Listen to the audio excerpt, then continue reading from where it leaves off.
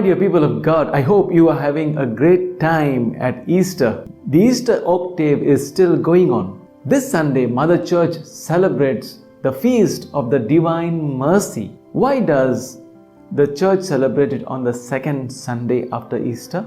This feast was instituted by late Pope Saint John Paul II in the year 2000 on the occasion of the canonization ceremony of Sister Faustina Kowalska, a Polish nun who had several revelations of Jesus Christ.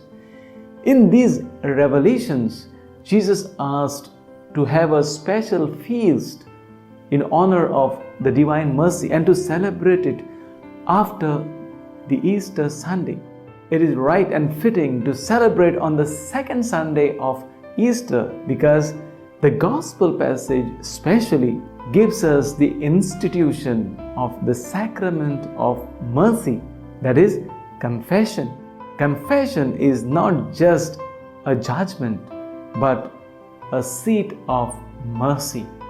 The mercy of God and the love of God flows from God to us sinners through the channel of a priest. Yes, God alone can forgive sins. He alone forgives, but through His ordained priests. The priest becomes the channel of God's grace of mercy. We are invited to receive this mercy and then in turn become channels of mercy towards others, especially those who need it the most. This feast is especially for those who are weak in their faith and whose soul is in bad condition. This feast proclaims very powerfully that there is no sin too great to be forgiven. Yes, God is merciful and loving. He embraces all, including the sinners, but not the sin.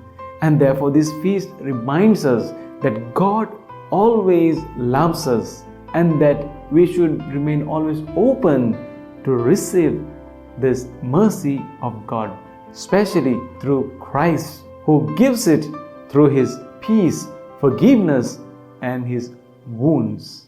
As our Holy Father Pope Francis says, reflecting on today's Gospel passage. In the Gospel passage, we see the account of the appearance of the risen Lord to His disciples when the doors were closed and they were all inside, and He greeted them with peace. But one of them, named Thomas, was not there. And when the disciples reported to Him, saying joyfully, "We have seen the Lord," He refused to believe. He said, "Unless I see the wounds of the Lord and put my finger in His hands and place my hand into His side, I will not believe." Now these are words of a very hard-hearted doubter. His words express how hard-hearted doubter he was. Now exactly after a week, on the first day of the week, that is again on a Sunday, Jesus appears in a similar manner, especially for the sake of Thomas, who was a doubter. The Divine Mercy, Jesus Christ, the risen Lord, takes the initiative to lead Thomas to have faith in Him. Jesus knew that he needed His help because he had grown weak in his faith. Jesus forgave him and strengthened him in his faith. He did not place his finger in his hands, neither did he place his hand in the side of Jesus. There was no need for him to do so. He was convinced by the presence of the Lord, identified with the marks of the wounds in his hand, in his feet and side. This is the greatest proof of all the love Christ reveals in His wounds to all of us. Thomas got transformed from a doubter to a firm believer.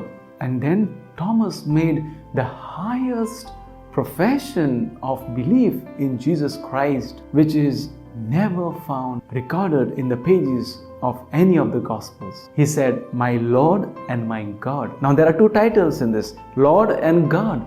Lord here means master, or the one who is sovereign, or the provider of everything. No one previously had addressed Jesus by saying that He is God. Apostle Peter in Matthew chapter 16 verses 13 to 17 had said this, "You are the Christ, the Son of the living God," thus expressing the divinity of Jesus Christ. But St. Thomas is the first one to address Jesus as God. He said, "My Lord and my God," which means He is His Lord and God personally. This is the climax of the gospel passage. When we experience the risen Lord, everything transforms. If we are doubters, we are transformed into firm believers. Our life changes as the life of the early Christians changed. All sort of selfishness vanished from their life, and they became so concerned about the other person, leading a life that was full of sharing.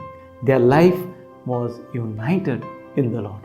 Yes, my dear people of God, we are all called to remain open to receive the mercy of God, to experience the love of the risen Lord, and then to share this mercy with the others, to be united in the Lord.